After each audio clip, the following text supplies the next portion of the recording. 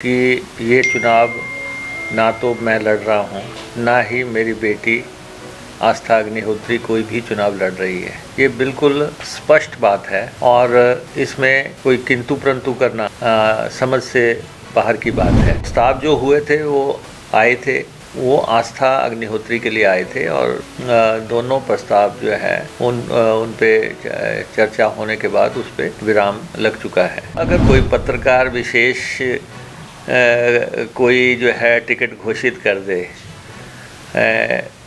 तो ये उन्हें देखना है, अपने जो पत्रकार विशेष की जो क्रेडिबिलिटी है उसका उन्हें देखना है। हिमाचल प्रदेश में 2 लोकसभा सीटों के साथ 6 विधानसभा सीटों पर होने वाले उपचुनाव को लेकर कांग्रेस में प्रत्याशियों के चयन पर कशमकश चल रही है।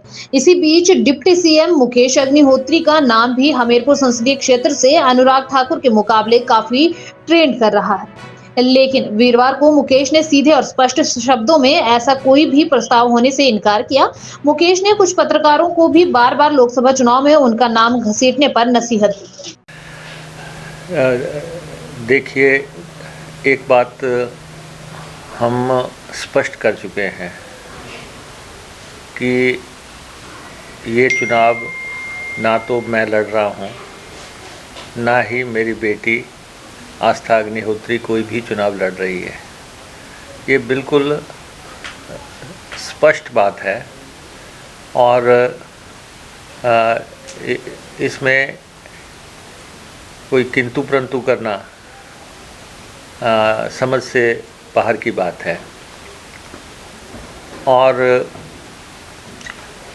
इसमें कोई दो राय नहीं है कि आस्था अग्निहोत्री को पार्लियामेंट चुनाव का प्रस्ताव हुआ था और उन्होंने बड़ी विनम्रता से चुनाव लड़ने में असमर्थता जाहिर कर दी थी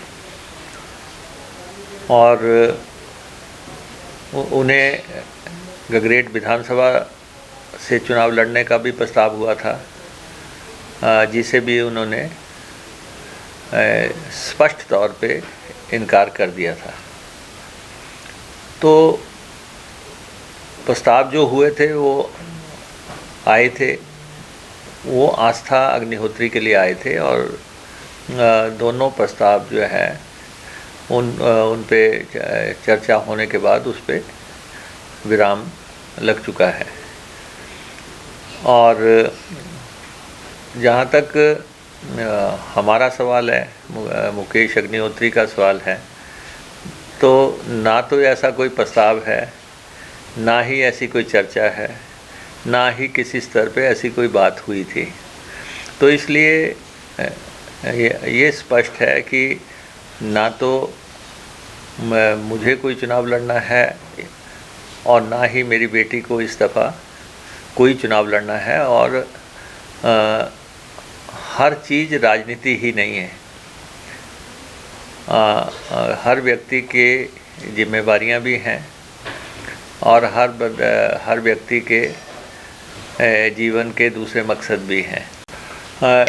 हमने पहले जैसे ही प्रस्ताव आया, हमने उसको बड़ी विनम्रता से उसी दिन असमर्थता उसमें जाहिर कर दी थी। तो उसके बाद अगर कोई पत्रकार विशेष कोई जो है टिकट घोषित कर दे तो ये उन्हें देखना है, अपने जो पत्रकार विशेष की जो क्रेडिबिलिटी है उसका उन्हें देखना है, क्योंकि टिकट तो 2-3 दिन में घोषित हो जाएगा, तो पता लग जाएगा कि टिकट किसको मिला है। और टिकट पत्रकार विशेष नहीं बांटा करते, ये टिकट राष्ट्रीय पार्टी का टिकट है और हमें मालूम नहीं है उससे पहले वो पूरे प्रदेश में जो है छाती ठोक के कोई ऐलान करे। तो मैं समझता हूँ कि कुछ संयम रखना चाहिए, कुछ मर्यादाएं रखनी चाहिए और हमारा तो हम राजनीति के लोग हैं। हाँ, हमने 5 चुनाव जीते हैं और एक नहीं सारे के सारे चुनाव जीते हैं। जैसा आपने कहा कि आपका नाम जो है सर्वे में नंबर 1 पे है, तो सर्वे में तो मैं पिछले 20-22 साल से नंबर 1 पे ही चल रहा हूँ। जब भी कोई सर्वे आएगा तो मेरा ही नाम आएगा, तो इसमें क्या बड़ी बात है कि कोई।